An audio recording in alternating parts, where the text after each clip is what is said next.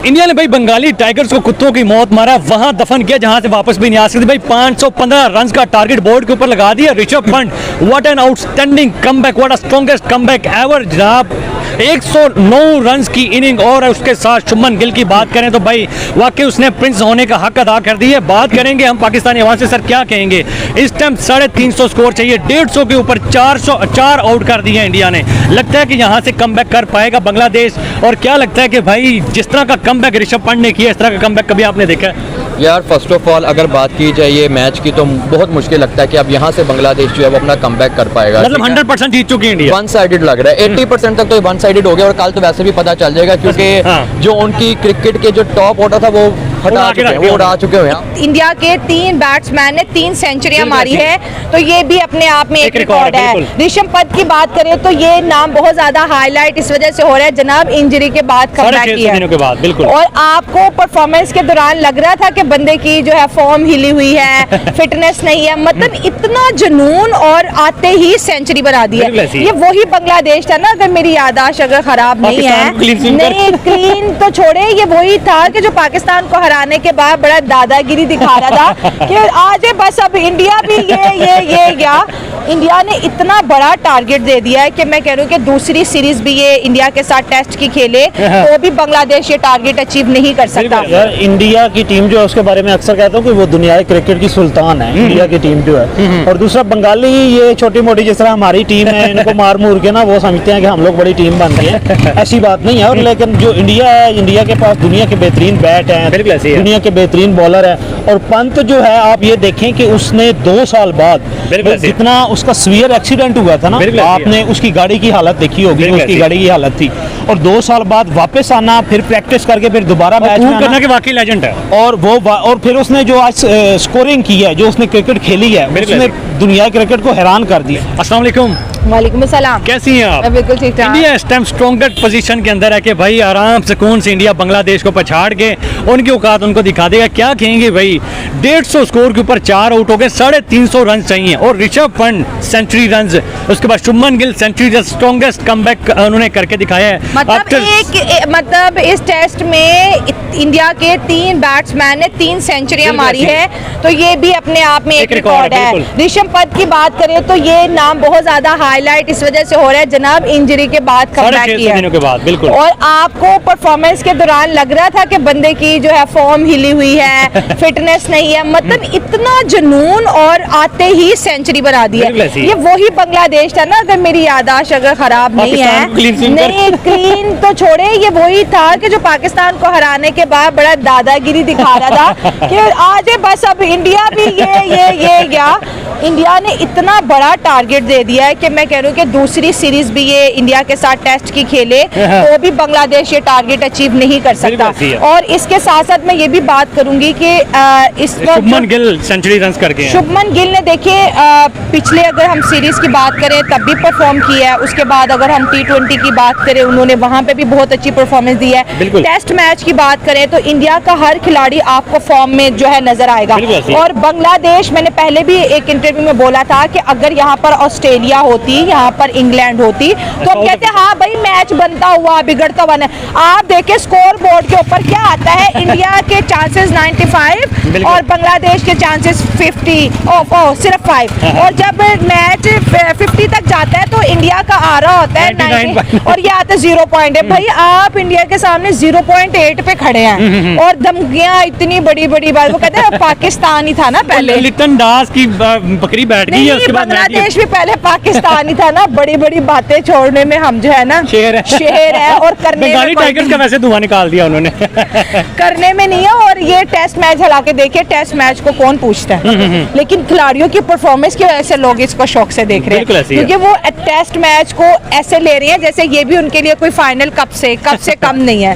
So India की team overall बहुत अच्छा परफॉर्म करी है और पाकिस्तान की टीम में कहूंगी यही बांग्लादेश था ना, आप ही तो बड़े लेजेंड बनते थे ना, तो ये बांग्लादेश आपको जो है व्हाइट वॉश करके चला गया। अब यही बांग्लादेश इंडिया के सामने 0.8% के चांसेस से जो है जीत रहा है।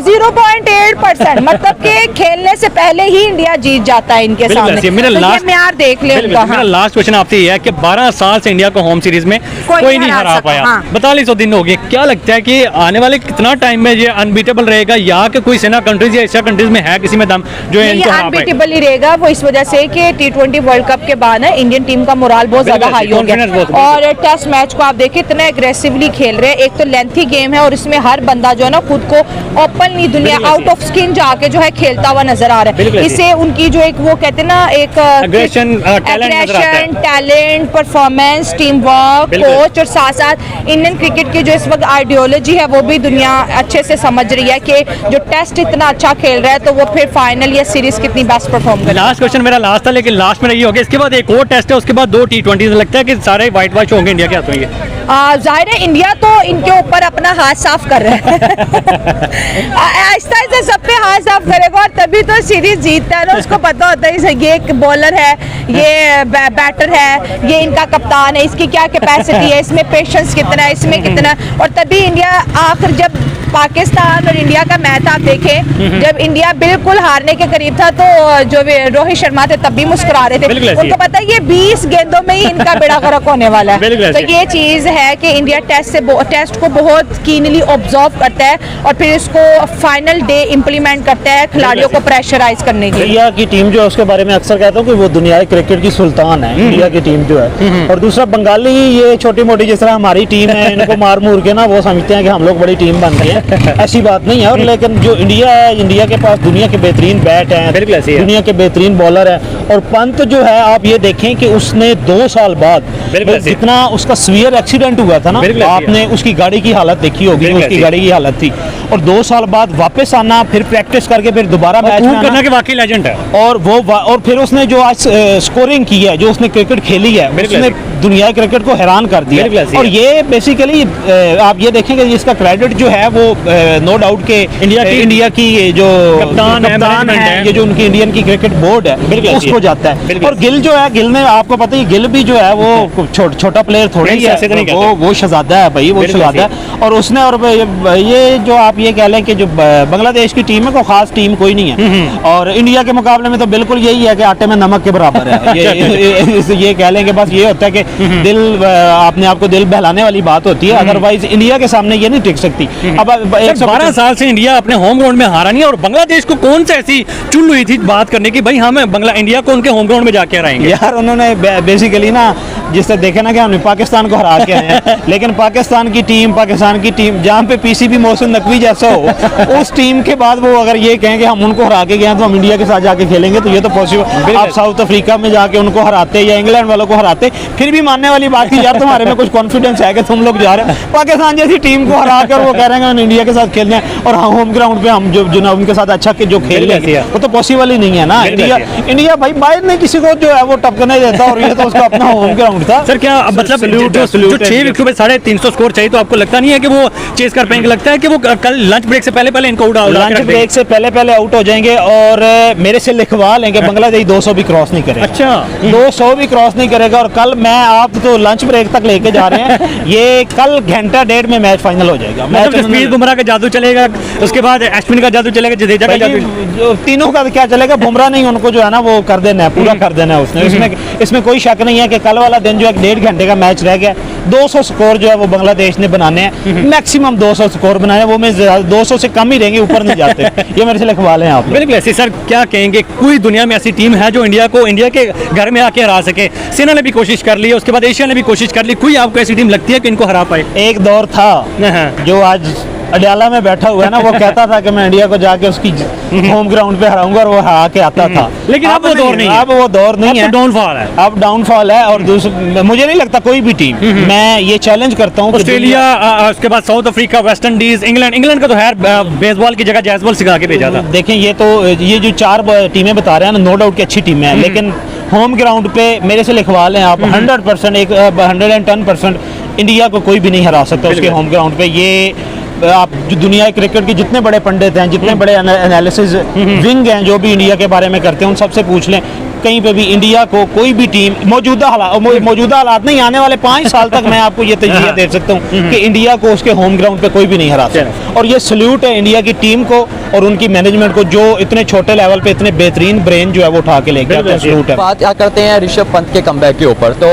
देखें इतने उसके साथ लाइफ में उनके अप एंड डाउन रहे हैं, ठीक है। पहले उनकी जो है गर्लफ्रेंड जो थी उर्वशी रौतेला, वो उनके साथ ब्रेकअप हो गया। देन उनका जो है क्या नाम है एक्सीडेंट हो गया, और उसने इतनी बड़ी इंजरीज के बाद उन्होंने कमबैक किया, और मैं कहता हूँ कि रियल मायनों के अंदर कमबैक किया, प्रूव किया 650 दिनों के बाद उसने ये प्रूव किया कि कोई भी उसको रिप्लेस इस टाइम पे टेस्ट क्रिकेट में नहीं कर पा रहा, जो जिस पोजीशन पे वो खेल रहा है। कीपिंग वो कर रहा है, और कीपिंग भी वो कोई ऐसा नहीं करे कि कैच ड्रॉप कर रहा है या ये कर रहा है वो कर रहा है, उसने अच्छे इवन के मैंने एक वीडियो देखी थी कि वो जब बैटिंग कर रहा है वो बांग्लादेशियों की फील्डिंग सेट करवा रहा है, और वो फील्डिंग सेट कर भी रहे हैं बांग्लादेशी कहने के ऊपर फील्डिंग सेट कर रहे हैं। तो आप यहाँ से लगा लें कि जो एक प्रॉपर स्पोर्ट्समैन का माइंडसेट होता है वो उसको कैसे लेके चलना पड़ता है। उसने अपनी गेम, उसको पता है कि उसने अपने आप को प्रूव कर दिया और कहते चलो यार इन्होंने बोता ना मारूं, एना दी भी फील्डिंग सेट करा रहा जो गलतियां, तो बस ये चलता रहा उसका। बिल्कुल ऐसी सर।